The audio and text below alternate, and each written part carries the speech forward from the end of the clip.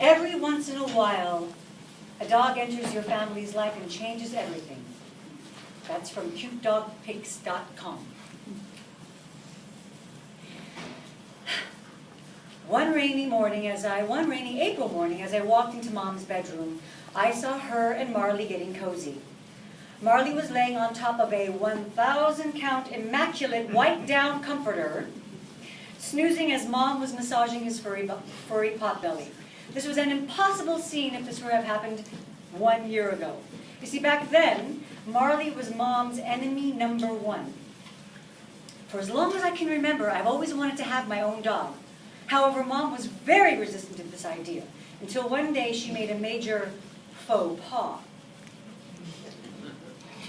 Allie, Mr. Downey wants to meet with me to discuss your tardiness. This is so embarrassing. Not just your teacher, but the head of the school. It is not me who sleeps in on weekdays, it is you. So why do I get called in?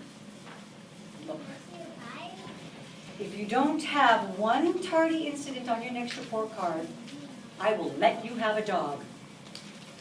My jaw dropped. Eyes popped out of my head. I couldn't believe what I had heard. Mom was so clueless who she was challenging. Needless to say, I did not have one tardy incident on my next report card. My mom is very keen on me keeping my promises. She constantly lectures me on following through with my words to earn a person's trust. So this time, she couldn't back out of her promise. Before Mom took me to the dog shelter, I had to sign a contract saying that the dog was my responsibility, and that if I didn't keep my end of the bargain, that dog would have to go back to the shelter. Well, I never hesitated signing my name on that dotted line because I was 100% sure I would not fail. The dog shelter was a very sad sight.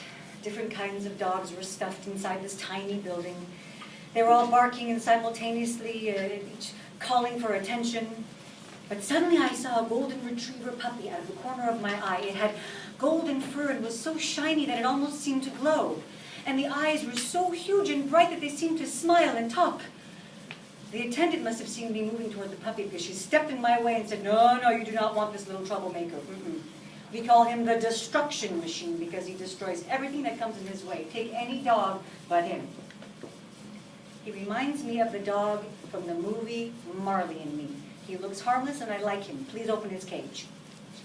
But the moment that cage was unlocked, the dog ran out and did a forward leap and knocked me all over. All of a sudden, he started licking my face, and I went into hysterical bouts of laughter. I looked at the attendant square in the eye, and I said, "He is mine, and I'm taking him home with me."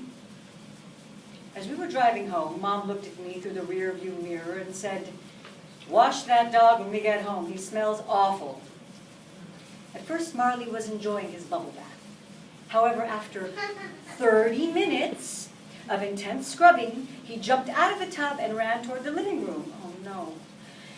"Allie!" That's all my mom could yell when she saw Marley rolling like a maniac on Mom's Persian rug, soapy and wet. The entire night I was down on my knees drying up that carpet with a hairdryer. Marley knew he was in the hot seat. So for the next 24 hours, he was smart enough to stay out of Mom's sight. But not too long after that, Marley couldn't contain himself. Mom was getting ready to leave for work when she couldn't find the other pair of her Tory birch pumps. "Allie, if I don't make it on time to my business meeting, I will lose a $1 million contract. Please help me find my..." "Allie!" I rushed out to the hallway and bumped into Marley with the Tory Birch Meadow logo in his mouth. And right behind was my mom wearing one shoe and the other one in her hand, waving into the air, looking like an absolute lunatic. "Mom, you're late for your meeting, so snap out of your moment. You know very well, young lady, what your dog's fate is going to be." Well, the next morning I woke up early and I just wish that Mom didn't have to take Marley back to the shelter. Marley's bed was empty, and all of a sudden I heard this frenzied barking coming from Amelia's room. I ran out of my bedroom and I bumped into Mom in the hallway. "Allie, I will not have a single regret or remorse once this dog is back in the cage at the shelter." Mom was gritting her teeth as she yelled at me again. Well, we both entered Amelia's room, and the scene before us was the scariest I had ever seen. A rattlesnake was coiled, head up, and its rattle erect. The snake was 3 feet away from Amelia's crib, and in between the crib and the snake was Marley, barking at the snake. Well, Mom quickly went around the crib and snatched Amelia. "Marley, come here, boy," I nervously called out from the doorway. Marley gave one last ear-shattering howl, and that snake slithered away to that closet. When the snake was out of sight, Marley ran toward me. I scooped him up and gave him the tightest hug. Obviously, Marley never made it back to the shelter and has been with us exactly 1 year to this day. He still misbehaves, but this time Mom finds his acts cute and endearing. Oh, and that rattlesnake? Mom said that for as long as Marley is with us, we are safe from the snake because we have the ultimate protector in the entire universe. And I am not one to argue, especially being someone who has been desperate to have a paw friend for the last 8 years.